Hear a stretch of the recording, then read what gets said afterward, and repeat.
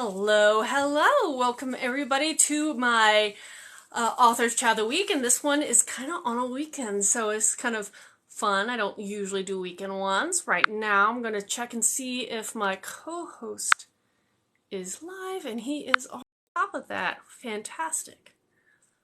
See if he sees the invite. Uh, Hello. How are you? Good.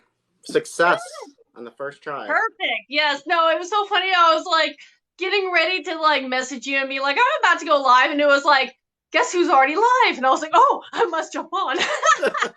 You are a prompt, which I love. It's absolutely perfect. It comes from my previous military background. You always have to be early. I love it. I absolutely love it. Okay, so how I usually do these, I don't know if you've ever listened to any of mine before, is because on lives, until someone tells me otherwise, people could be logging on your end and vice versa on mine, and some people, Mhm. because it'll promote us, to, especially depending on how many interactions we get, we'll have some people who may not know either of us. So I'm going Okay. to let you start off and say who you are, what you write, and I'll do the same afterwards, and then we'll go from there. Okay, sounds good. So actually, I have a couple of the copies of my book Yes, right here. yes, we want to see books. So my name is Ryan Young. I'm a self-published author. So I'm currently writing a series. I've completed the first two of three. The first book is, I'll show it to you guys. It's called The Shepherd's Burden, if you can I see love it. that. I was looking for the filter that you usually use for the like the camera, but I can't seem to find it for the live. I've For never like figured the out the inverse thing on live, so I understand, yeah, but it's weird. Everything's like different on live and the camera. So anyway, so this is the first book I wrote. It's the first in a series of three. It's a paranormal thriller. The main character, kind of like myself, has a military background, so there's kind of that military twist in it. It actually won a couple of awards. The first one on the cover, you can kind of see. It's oh the yeah, I love readers' favorite. reader's Yes. favorite. I got an honorable mention in the military fiction category. And Hmm. then I also won on the back. You can see kind of this one. It's called the Chanticleer International Book Awards. They're out of like, I think in like Washington State. So they Hmm. do an annual awards competition in a lot of different categories, similar to reader's favorite. So for this one, I was one of the first place winners in the paranormal supernatural category. So Fantastic. and then so the second one, the follow up, kind of a little bit like the first, the Shepherd's Duty. So that kind of continues the story. And I'm working on the third one in the trilogy called The Shepherd's Sacrifice, and I'm a little bit behind schedule. I kind of know the beginning and the ending, but I haven't really dove in yet. I'm kind of dragging a little bit, but hopefully by next year, sometime like late next year, it might be complete. A lot of my family and friends are on me to write it, but it's just one of those things you got to just like when you're going to do it, you got to jump all in. You don't want to go halfway. Hmm. So I'm just kind of waiting until I'm like in that kind of mode. So I understand. I yeah. totally understand. And I'll also note that because I'll be hopefully repurposing this, as long as all my recordings go well, onto my YouTube channel in another week or so. Oh, I cool. usually try to read or like, bring awareness to the comments, because on the YouTube channel, you don't necessarily see them, where you Hmm. may or may not hear. So I have already some chiming in about your pitch and saying, one, hashtag slay. Two, I wish I could read that. Yeah. So, okay. So bringing those comments up actually right off the bat, where is your book found? Like, where do you distribute? Where do you sell? So Yeah. people can find your So the books easiest too. way, yeah, books too. So the easiest way to get all the purchase links is just to go to my website, www.ryanyoungauthor.com. And so it's both books are available on Amazon, Barnes and Noble, Google Play, and Apple Books. And for Barnes and Noble and Amazon, you can get the print copies and ebooks on all the platforms. So And oh, there you go, on my way. So yeah, you, congrats. awesome. But yes, and so I'm Katharine Wibell, if anybody doesn't know me, and I'm a writer of different epic fantasy series, and my series kind of depending on the series, depends on the age range. So I have, it's kind of dark today. I don't know. I think it's Yeah, the me too. We got like the ambiance. So overcast in the background. usually I use this as a demo, but if you can't see it, I don't blame you.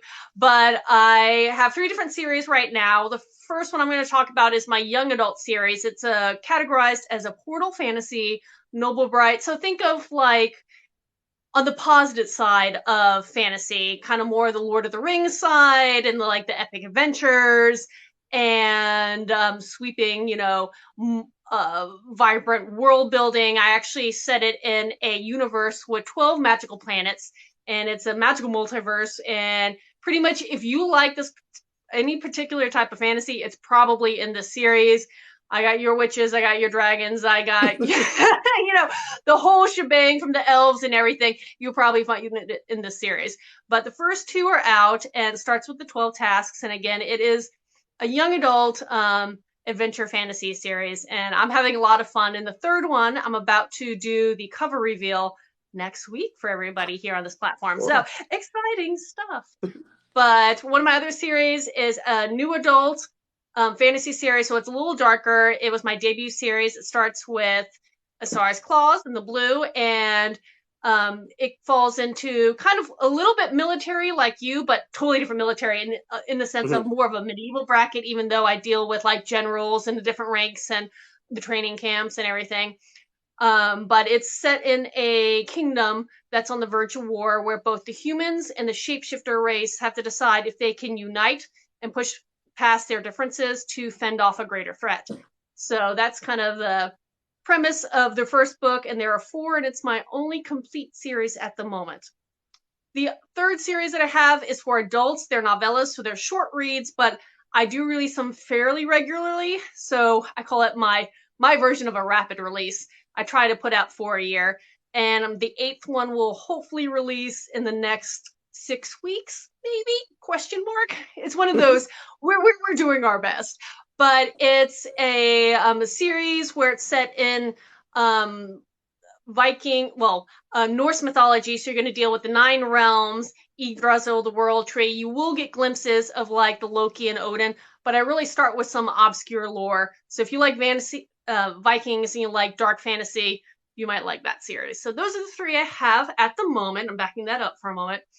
And yeah, but to go back to you, I love authors who at least try to get some representation, especially in the different words, because if people who are publishing don't realize, just look up, there are lots of different words out there, and I love readers' favorite. So congratulations on that one. I'm not familiar with the other one, but that's still a fantastic achievement. I love that. So you were mentioning your series you are categorizing it as paranormal with military undertones. Can you tell us a little bit more? Yeah, so I can kind of try to because I'm gonna have to kind of dance around a lot of stuff. That's because fine. One of the things that the people that have read the book have said is that they just can't really guess essentially the premise, which you kind of don't really. It all comes together halfway through the book, the actual what's going on part. Yeah, I like that. I will say it's not ghosts, it's not vampires or werewolves or anything like that. So, and I don't want to say too much to give it away, because that's part of that's the fine. fun I think people are reading. But yeah, so basically it's I started with a character. I wouldn't say like myself, but I kind of started using myself as the first model to build the character around. So I used my hometown of Utica, New York. He has a best friend. They're into comic books and stuff. And then they start the first chapter actually starts off when they're 12 years old. It's the prologue, so you kind of sets everything up for the rest of the book, because there's kind of a paranormal, supernatural type of experience that the main character has. And then from there it kind of jumps to when they're in their mid to late 20s, I believe it is. And so the main character is in the army, kind of like myself. And then so there's a few chapters in the beginning in Iraq. Again, it kind of sets up what happens for the rest of the book. But the majority of the book is when he's back home in Utica, New York. And so he's dealing with a lot of the things that veterans deal with going to combat or going to places like that, as well as this other kind of mysterious thing that's kind of happening to him and has happened in the past. So you kind of go on this journey with him to kind of figure out what's going on. And then it also kind of gets to kind of like, after you kind of figure out the premise, there's kind of like, there's like I guess you could call it like a murder mystery-ish type Oh, okay, aspect too. interesting. So yeah, so it all kind of like, it flows, I think, pretty good, as well as it kind of like blends into one another. So it crosses a lot of different genres, and it's not like a Okay. military like procedural type of thing where Hmm. it's based on like a mission or something like that. It's more like the background part of like the character and like part of who the character is. So it's kind of like it's more about the character than the actual like experience and of like being on a mission in the army or something like that. Yeah. So where did this idea come from? Is this like it's always interesting because I mean, okay, Yeah. that's a question that every author is going to get, so be prepared. Oh yeah, But yeah. it is always fascinating to me because how people come up with ideas varies tremendously. So where did this idea come from, or how did it come to be? So basically it started with a very, very simple idea that I had um, about a character I wanted to write about. And so, well, actually, let me back up a little bit. So it was kind of my weird fantasy when I was, when I was getting ready to come home from Iraq. I was thinking about what I'm going to do when I get out. I didn't really want to get like a job or anything or have responsibilities. I had this weird idea that I would go home to Utica and like get a job in a comic book shop and live in like a 1-bedroom apartment above the comic book shop. I mean, Um, that's pretty cool. yeah, yeah. And that idea almost kind of, I think, was kind of something that was in my subconscious from that movie.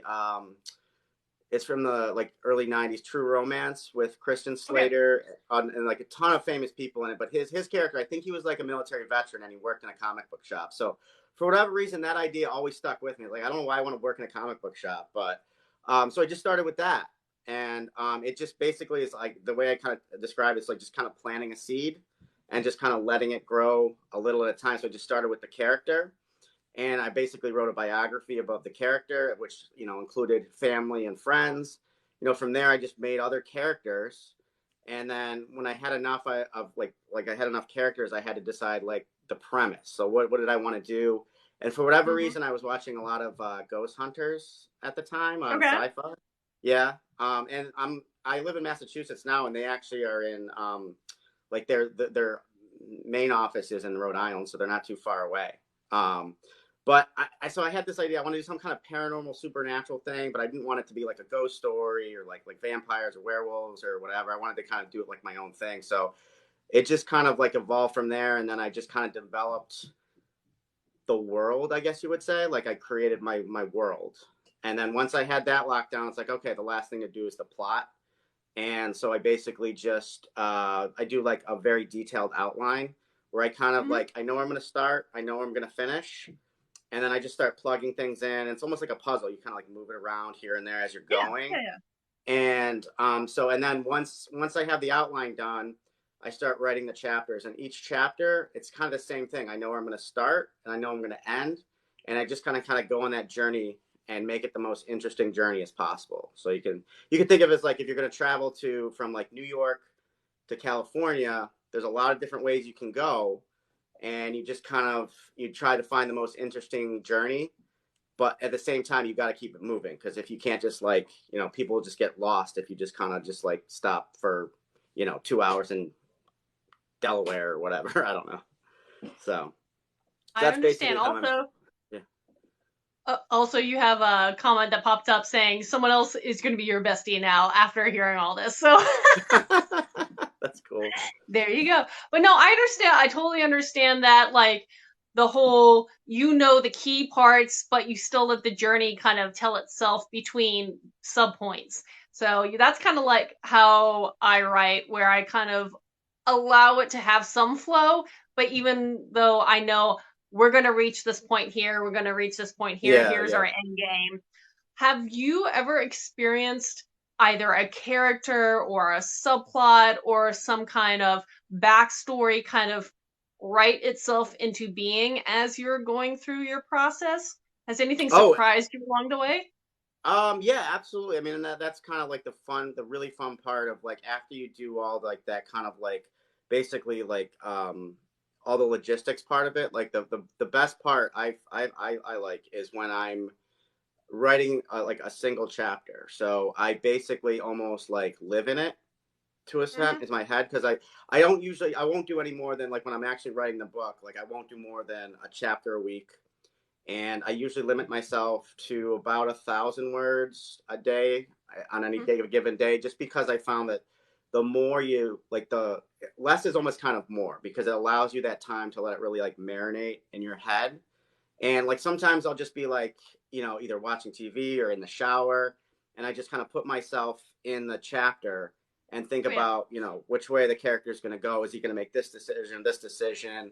I think the coolest thing though that happened to me, in terms of not so much a plot line, but a character who turned out to be probably my favorite character in the book, and I can't tell any other details other than that. That's But fine.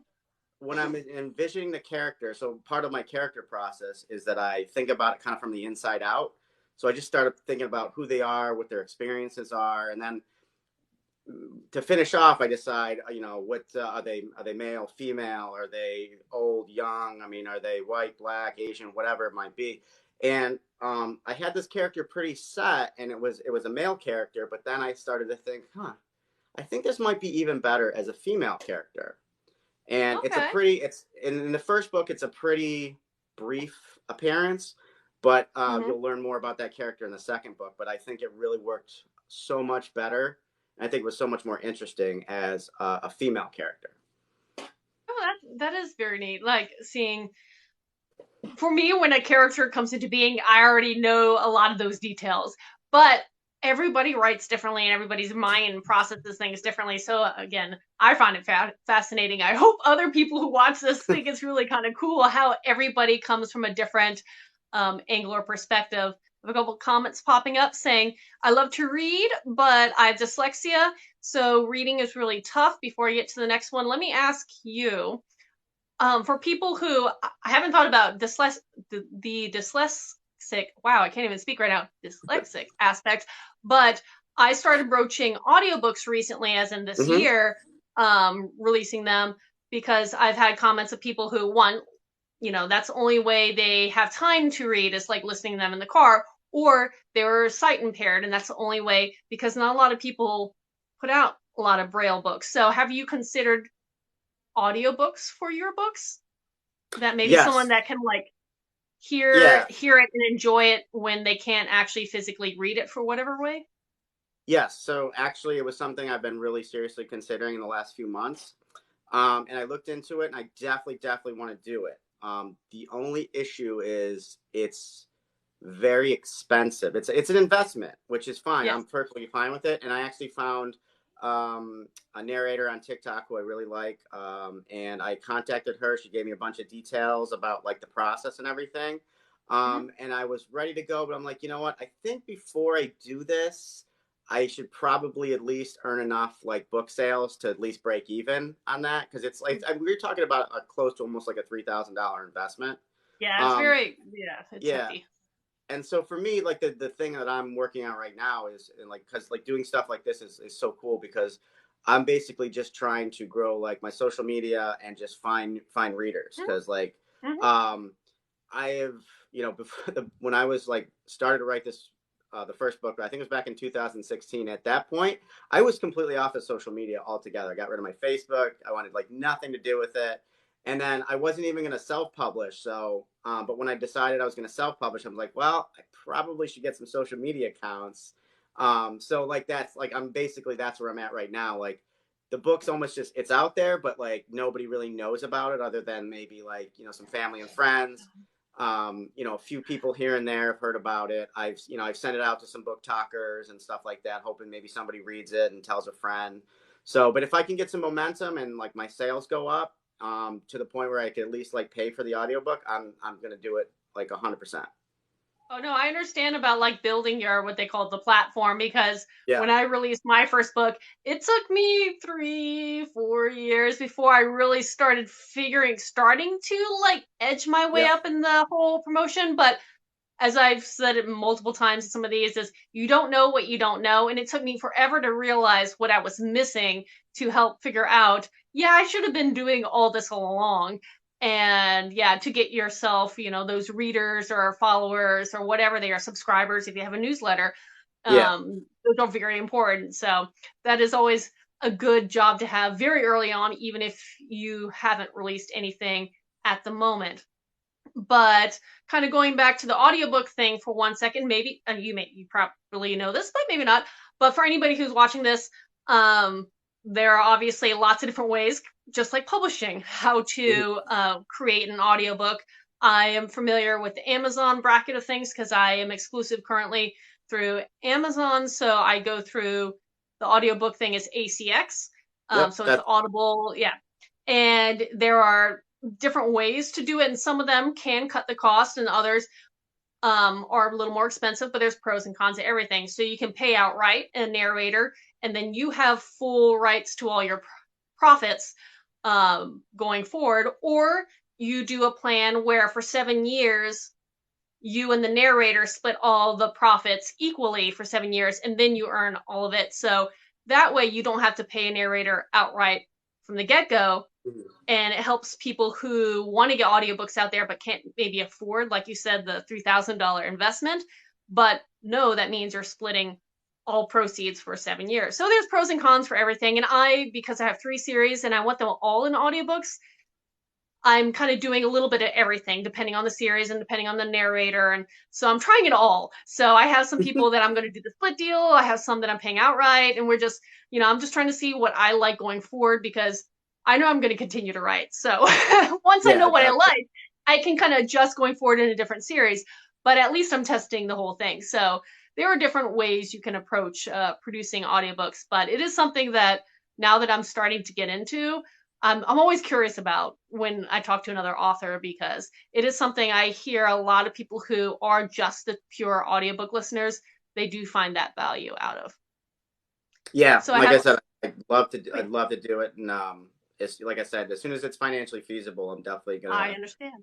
jump on board, and hopefully, like I said, hopefully like something like this, it boost readership and like people that follow, and just but it's cool because everything's like the cool thing I think too is like, especially as being like an indie author these days, I mean basically the sky's the limit. It's just, and there's really no, like, your book could sit there for 10 years and never sell, but like you could just all of a sudden just like catch fire. Oh But yeah, that's true. being able to have it like on these platforms like Amazon and Barnes and Nobles, I mean, they look like any other book, like a traditionally published book, and most people that, like most readers, probably they don't even really know the difference, as long as you put the time into like cover design, Mm-hmm. professional editing, Like that's the formatting. key. Yep. Yeah, so that's all the stuff that when I was going through the process, like I initially was going the traditional, try to go the traditional route, sending out hundreds of query letters and all that stuff to agents, and I was like, I don't know if this is going to work, so maybe I'll just start, basically just building this on my own. And it just kind of like, it was just like a learning process of figuring out how to Mm-hmm. do all this stuff on your own, essentially becoming your own publishing house. Yeah, there's it's one of those things when I'm like, I'm an indie author and people are like, oh, you write stuff. I'm like, yes, but I also format.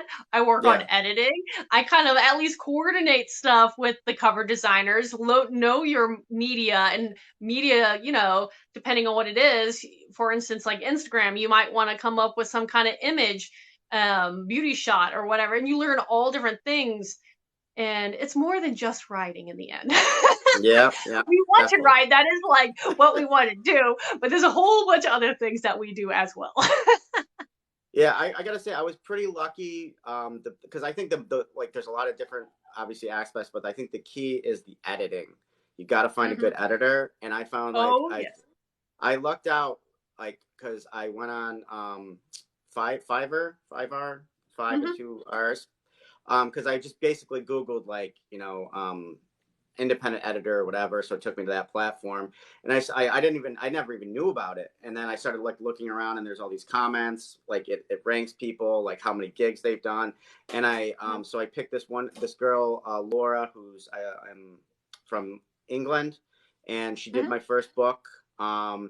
And she did a great job, and the proof of that is I did enter a contest, one that I didn't actually win, but was the only one that ever gave any kind of feedback. It was I think it was like the Reader's Digest or Writer's Digest Self-Published Book Awards.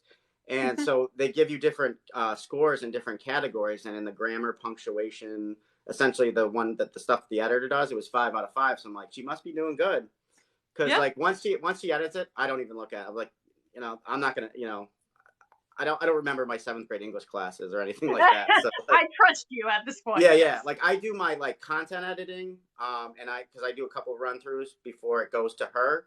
But once it goes to her, it's just like you just gotta trust. If you, like I said, if that's why you want to have a good person, you're gonna trust that they're gonna like make it, like give that professional polish.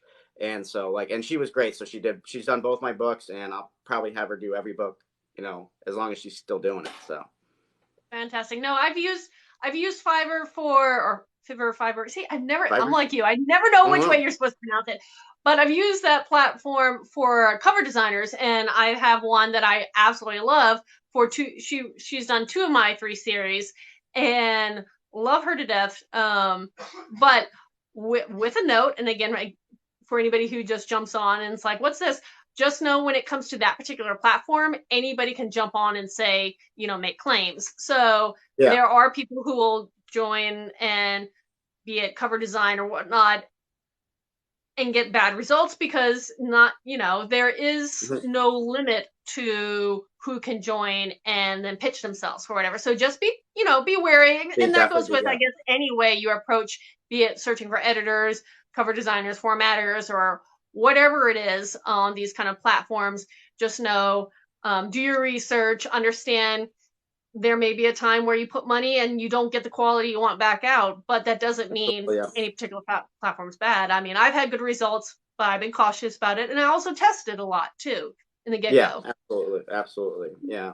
But yeah, in fact, so on Fiverr, the one thing that hasn't really paid off is there's people that do like book marketing and stuff like that. I've tried a couple of those, and they just didn't do anything. Like, I mean, they did what they promised, but it didn't result in any sales or anything. So it's kind of like, that was the marketing, I think, is the one thing too, that's unfortunate. There's no shortcut.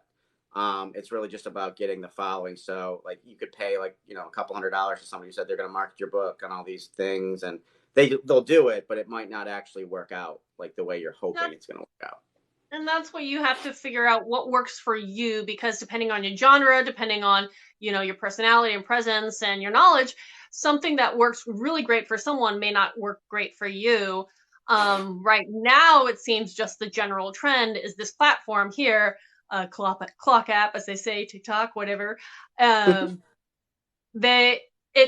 book talk community is like one of the best, it sounds like, and it has worked for many. I know a lot of people that do fantastically. I'm doing good, but there are so many great stories coming out of this particular platform of self-promotion.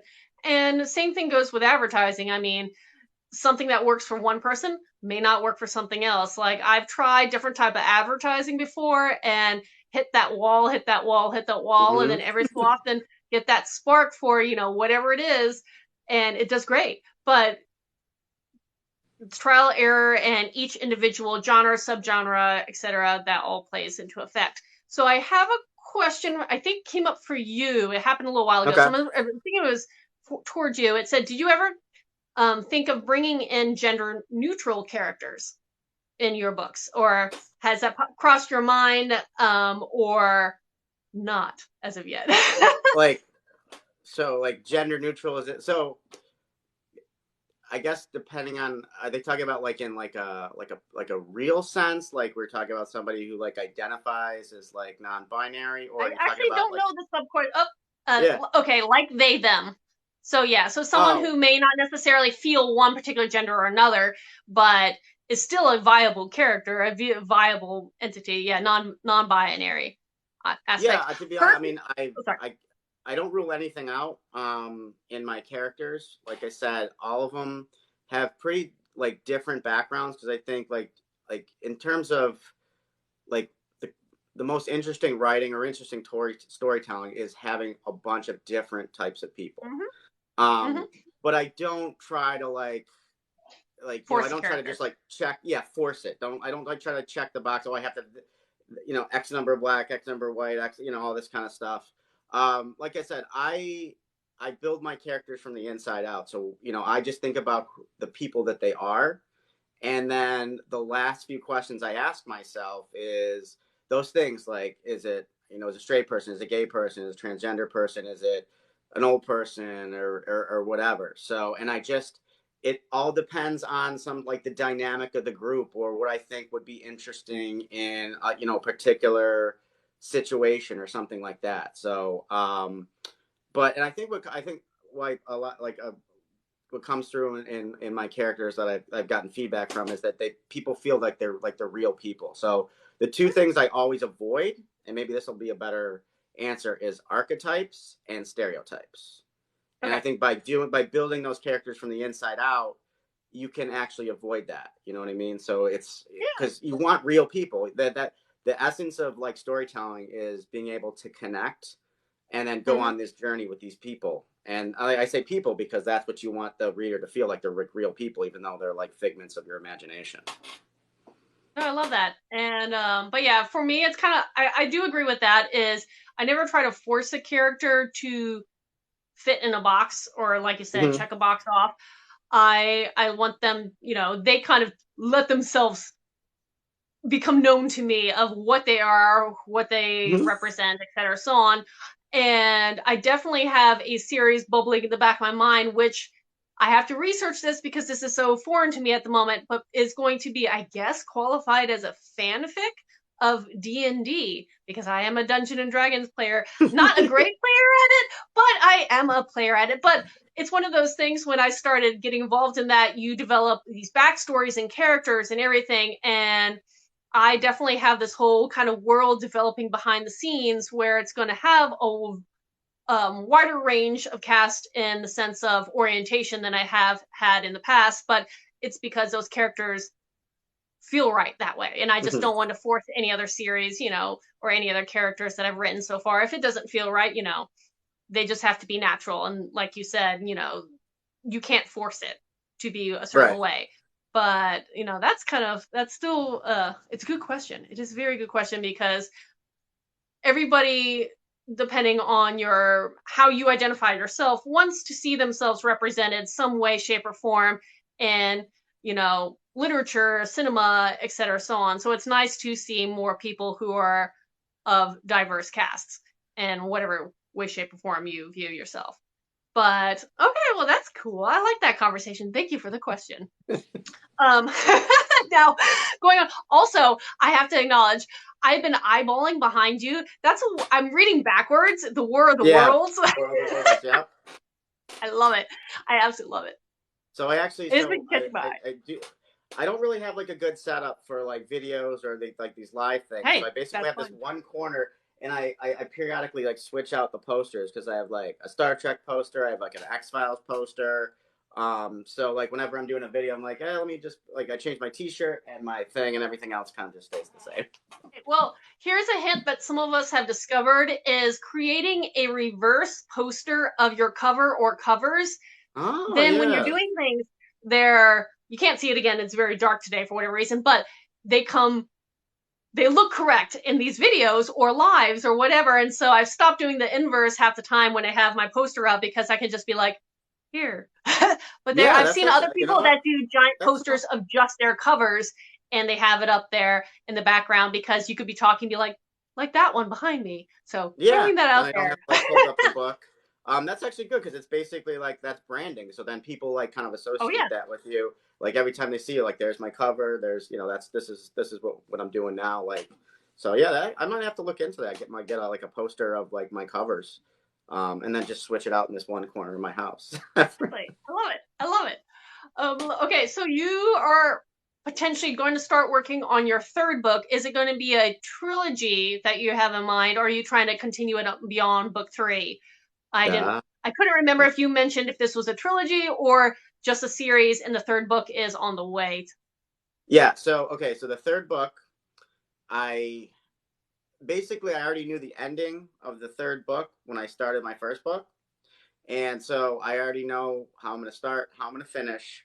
I've done a little bit on the outline. I don't have to do too much character work because all the characters have already been like created. And So what I will say is, again, so without giving too much away to the readers, that this storyline will come to a satisfying conclusion in the third book, but it will be kind of a jumping off point because some of the key characters are going to be in different roles. And I kind of envision doing other books within this world, not necessarily with all the characters together, but maybe centered around one or two of the characters. And the other thing I've kind of always had in the back of my head, and this kind of ties back to that character I talked about, that female character that was that's kind of my favorite. I kind of envisioned doing a like prequel books, and one of the things, this character is also kind of, there's like a long like lifespan, so what I really want to do is put it in like historical settings, like whether it's like the Civil War, the Revolutionary War. Mhm. I'm kind of like a little bit of a history buff, and I love kind of delving into like the dynamics of these characters in like those times. And in the second book, you get a little like taste of that, because you get kind of the backstory of this character. But I don't want to go too like tell you Hey, what I know, I character like is that. like that. Yeah, yeah.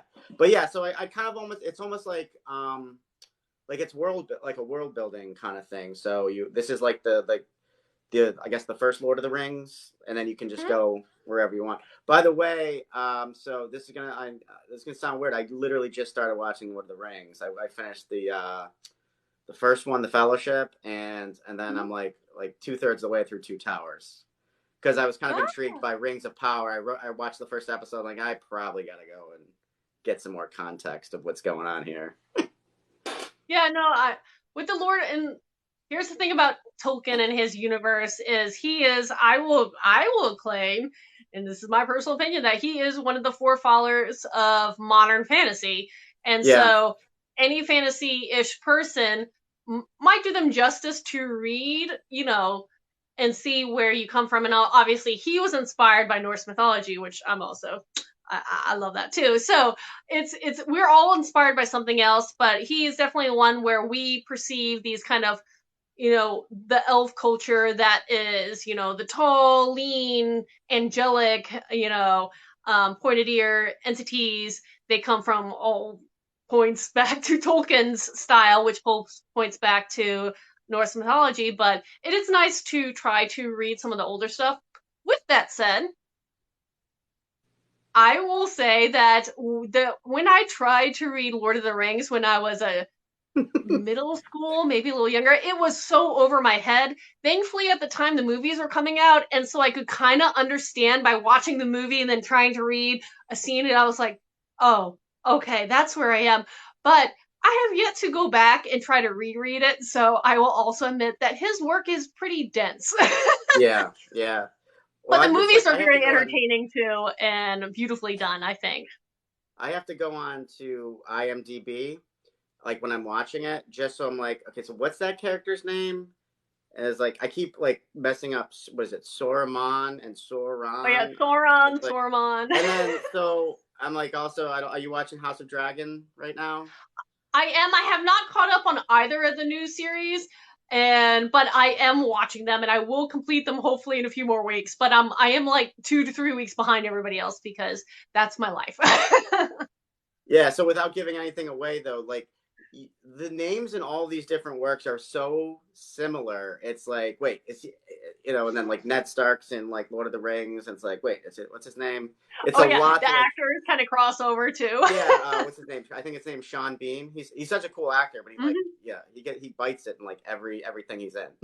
Oh, that's the running joke. Anytime I Yeah. see a Sean Bean movie, I'm like, well, if I put money that you don't make it, I probably am going to do well. Yeah. So yeah, because I was like, I'm kind of like almost like a fantasy neophyte. So I basically started like a couple years ago. So when Game of Thrones was actually like in its final like episodes on Mhm. HBO is when I started like binging Game of Thrones. So I went through the whole like series in like maybe like a month. And then I'm like, oh, I need something else to like fill this void. And the girl that cuts my hair, she's kind of into a lot of this stuff, so we talk about it. So I went to like The Witcher, and then Oh, I was like, oh, I that's like pretty that one cool. too. Yeah. Then I'm just like, now I'm just kind of like going on like Prime and Netflix. What else is kind of like I watch like Wheel of Time, different stuff Mm-hmm. like that. So I'm like, well, I guess Rings of Power looks cool, but I gotta like get some kind of like foundation of what's actually going on. So now I'm kind of getting like the different the elves and the dwarves and the hobbits, who's who, the good guys, the bad guys. The names are still tough. I'm still like lost on a lot of names. Well, I guess there's a pros and cons of binging. Pros and cons is like it's happening so fast that it may Yeah. not have enough time to sink in your head. On the other hand, you're going to pick up the little details because I did, for instance, the Game of Thrones series on TV, even though I kind of read the books, but it was one of those things that because there's, gaps of time when it's being released live, you're going to Yeah. forget or things are going to get blurry and you're going to miss some of those detail work. So pros Yeah, and because House cons, of but Dragon now is hard because like you're like before I could just like watch like 6 episodes in a row and I'm like I gotta wait till next week. And then this week it's what is episode this? episode 10. It's like we're only doing 10 episodes. It's the season finale this week. I'm like, oh man, now I'm gonna watch this. There's no way there's gonna be any real conclusions, and you gotta wait like another 6 months, a year. So, yeah, there's definitely an advantage to binging. And I will say this: a lot of people that got disappointed with the Game of Thrones ending, when you binge it, it's not really that bad. Well, yeah, well, everything comes in mess.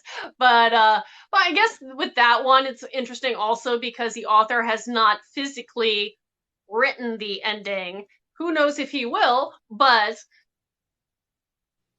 they had to do something. And, I know they Yeah, worked longhand with Martin and all that stuff to try to figure out an ending that would do it justice. But it is interesting because that's an unusual series, unlike some of these others, books to shows or books to movies.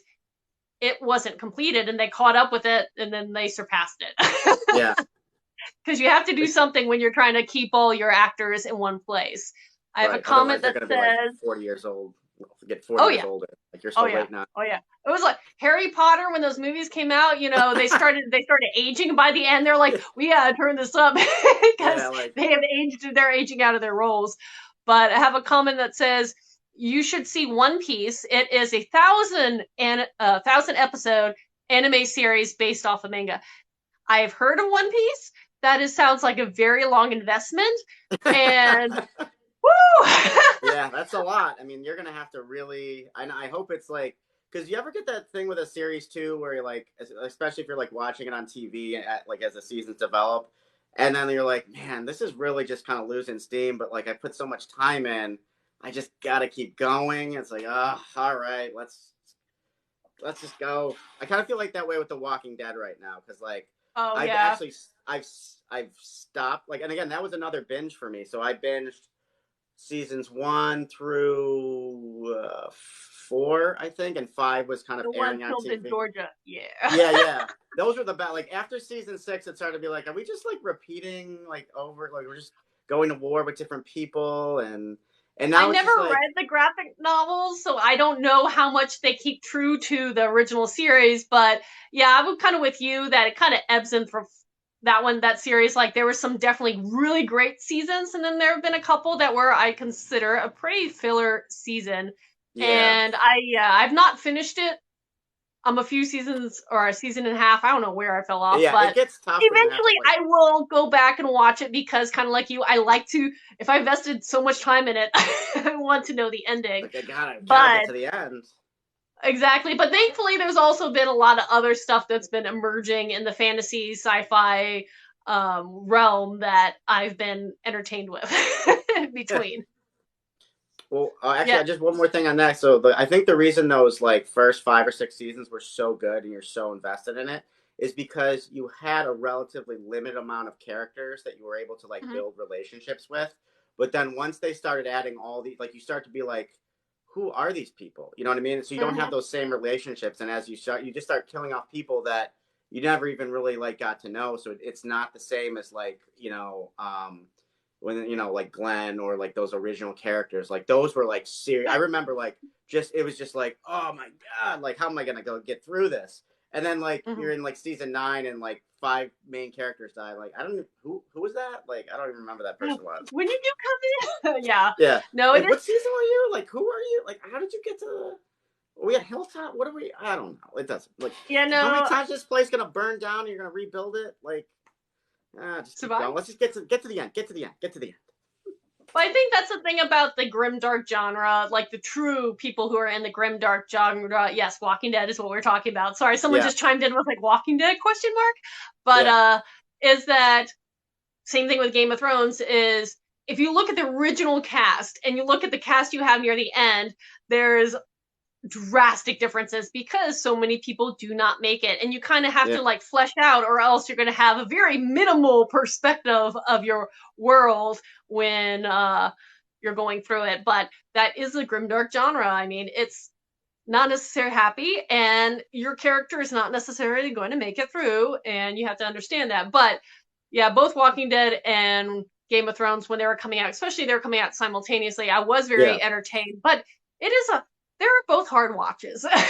Yeah, yeah, I remember getting like, but those first, few seasons when they're just like in this oh, it's just so great. But now by the end, it's like you have like 50 zombies coming to you. They're just like, no big deal. Just another corpse walking towards me that I have to bash its brains in. It's just another Tuesday now. Just another Tuesday. Just another Tuesday. It's no big deal. Just bash his brains out. I don't even know where do they put all these corpses. It's gotta smell so bad, like everywhere. They also time jump a lot too in that series. Yeah. So remember that like they'll jump and they'll be like, yeah, it's been another year and a half or 2 years or 5 years. Yeah, I'm like, yeah. whoa. Remember when hold up, time out. But yeah, so going back to the world of fantasy writing. So let me ask, you have 2 books out right now. When did you release your first book? When was your... So I think my first book was, I think when I first, I think it might have been 2020. Oh, nice. I don't even know because like I finished it and I had the manuscript completed for about 2 years before I self-published it. But I think there was only like a year gap in between publishing the first one and the second one, but there was actually a longer writing gap because I was like, basically, okay, I finished this. I'm going to try to like get an agent or a publisher or whatever. And I did that basically for like 2 years before I'm like, I published it and I'm like, okay, I'm just going to get to the second one. And like a lot of the readers were really excited because like, oh, we're not get the second one, but now everybody's like, when's the third one coming out? It's like, well, my writing gap is still about the same, but now the publishing gap is going to be like longer. So I have to like get back to it. Yeah.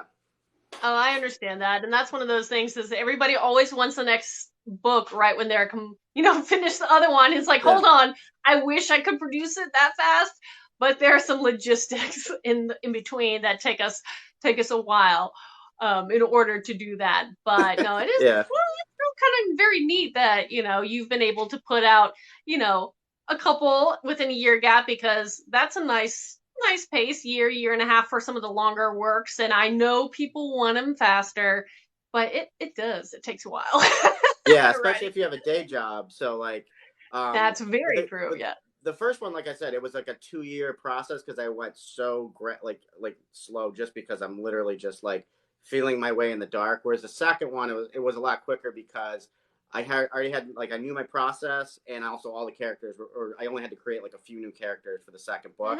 So it wasn't like I didn't have to like start from scratch. So like in a series, that's like kind of beneficial too. But at the same time, you always like, I don't know if I'm going to do like another like series or like standalones because I just have like all these new ideas that I want to like flush out. But like, I still got to finish this and get that out of my head so that like, and then like, I also get like my in-laws off my back because every time they visit, they kind of like, they don't ask me, but they kind of like when we're at like get-togethers, they mention how I've written these 2 books and they're still waiting on the third one. It's like, it takes some time.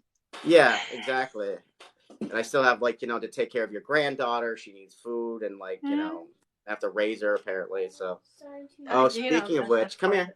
What do you need? After your meeting, can you call the doctor because I don't feel so good. Okay, I will. Close the door. Go to actually. And ask her I have a cold. Okay, I'll tell you I have a cold. Okay.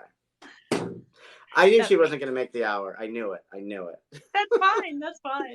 Hey, no, it's always kind of fun talking to authors who have children and like see what their workaround is. Cause I think I think it was the last time I did a live, I was talking to someone and I was like, what time of day do you prefer to write? And a lot of parents seem to like at night after the kids are in bed because that is finally their time to focus. Yeah. So what time of day do you like to write? During the day. Like, so I If you like carve out. during the So day, okay. I guess I also have the benefit of working from home. So, yeah, when I'm actually writing, I create a very kind of like structured schedule. So Mhm. I basically also kind of at this point, like I know how long it's going to take me to write 500 words versus 1,000.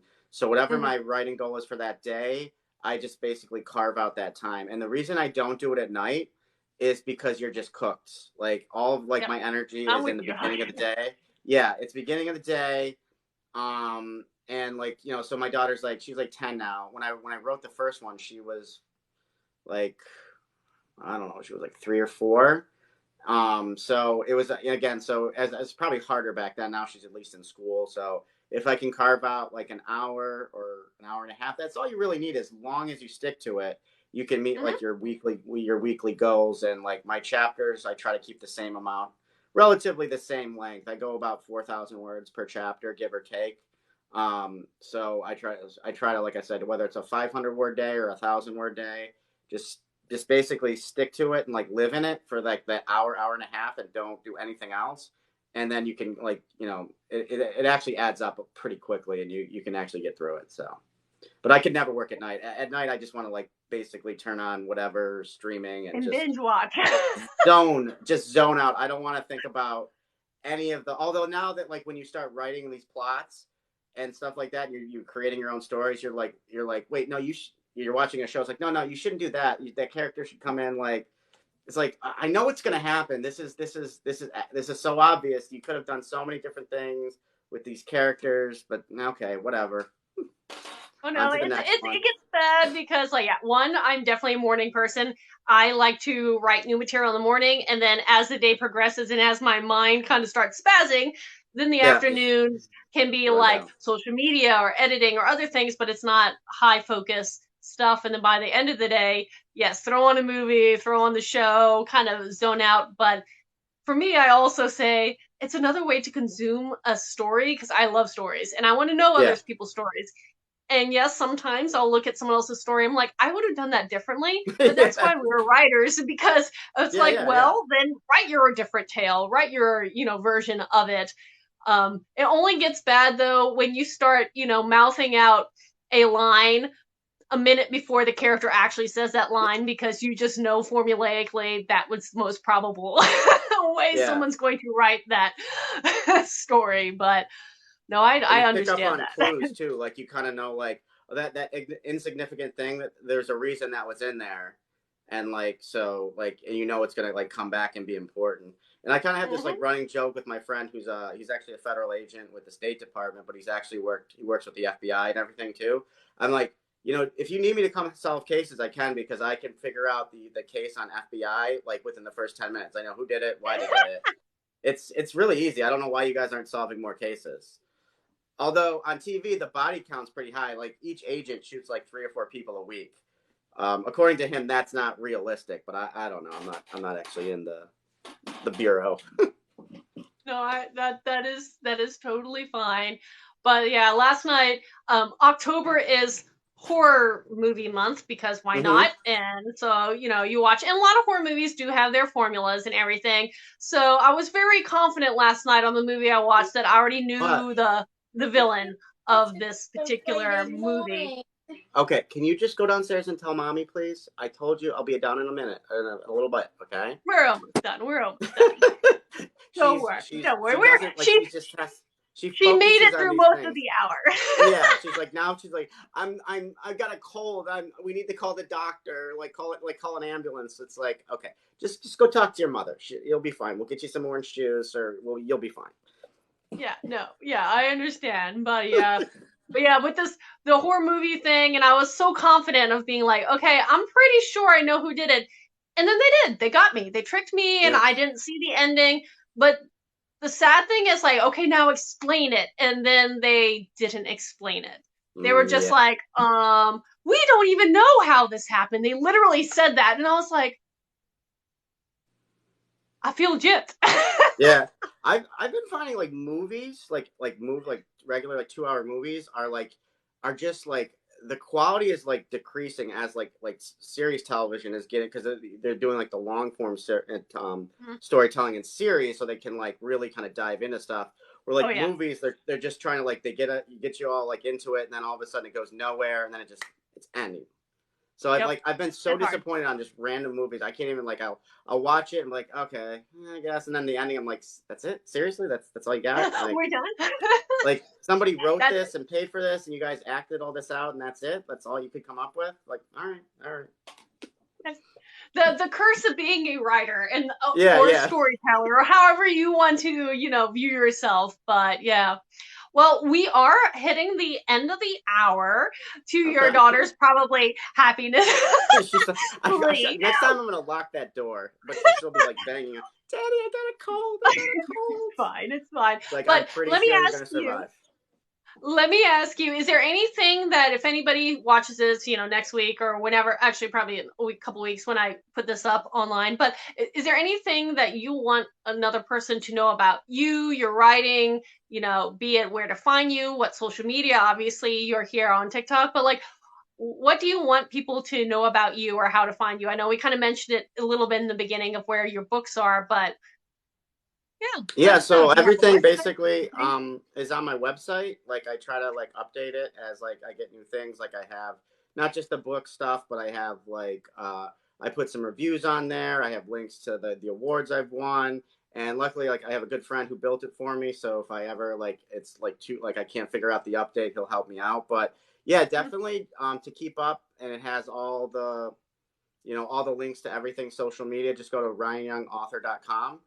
Very easy to remember. And I'll put so it all my down social, here when it's on yeah. YouTube. I'll put your links down And below. actually, if you go to my bio, it's luckily I made my account a business link or a business account before you had to have certain followers. So I'm able to have my link. So my link is right on here on TikTok. You can click on it and it'll take you to everything else. Fantastic. Yeah. Well, thank you for coming out and chatting with me on this Sunday evening, Yes. afternoon.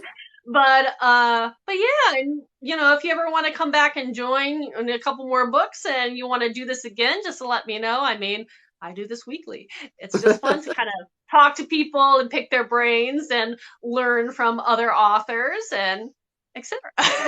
Yeah, this was awesome. I had a lot of fun. I mean, that actually went really quick. I can't even believe it's like been like an hour. So it was a Oh lot of no, fun. that's what I tell Yeah. people. Like when people get intimidated, and I will admit, when I began, I was kind of like, I'm pitching an hour. How am I going to make it through? But when people actually just start just talking and relaxing and just letting things go the way it's supposed to go, yeah, the hour goes pretty fast. Yeah. I mean, there's so many things to talk about too. Like, there's just so many like TV series and everything we can go on to. So, yeah, it was a lot of fun. So I hope that people who watch enjoyed it too, and follow me, follow you, and like there'll definitely be more books in the future. So, and just tell your friends, tell all your friends. All your friends, exactly. Tell all your friends. You got and the audiobook will come. Like we don't have to do like a crowdfunding thing, but if you just if I sell enough books, I can get an audiobook out there, and then it'll just like more people can have the audiobook and all that kind of stuff too. So Yep. And I know a bunch of authors right now, and I'm probably going to tap into that soon of Kickstarters to help fund things like audiobooks because they are a hefty buy in the beginning, and yeah, that's definitely. not necessarily a bad way to go through it. So I know I'm considering that for a release, my next big release for my young adult series is potentially a Kickstarter just to help with some of those upfront costs because as any indie author, whoo, they can be Yeah, they're not necessarily small. but like I think the cool thing about being an indie author though too is so if you do like if you do like catch fire and you start selling a bunch of books, your royalties like are so much higher than if you were a traditionally published book. Like That's true. I've listened to like John Grisham a lot in interviews. He's really cool about like talking about the writing business, and he said that I mean like back in his day he would have to print out like get like 5,000 books, like pay for it himself and sell them out of his trunk and stuff like that. So and then when you get published, you're getting maybe $1, $2 a book if you're lucky. But like the royalties you get through all these platforms is cool. You just got to find the reader. So hopefully we can all do that together and like support each other. Exactly. Well, thank you again for coming out today. Thank you. And Thank you for let having me me. know again if you want to ever do this again in the future. But Oh, I had a absolutely. lot of fun kind of meeting you and talking to you. And again, I'm getting a kick out of your poster of choice for today because I'll put I you know what, actually next do time love I'll do a War of new the Worlds. poster. Yeah. I'll See, bring out there the you go. X-Files poster. That's my favorite one. So. Ooh, I love that. Man, I haven't watched that in so long.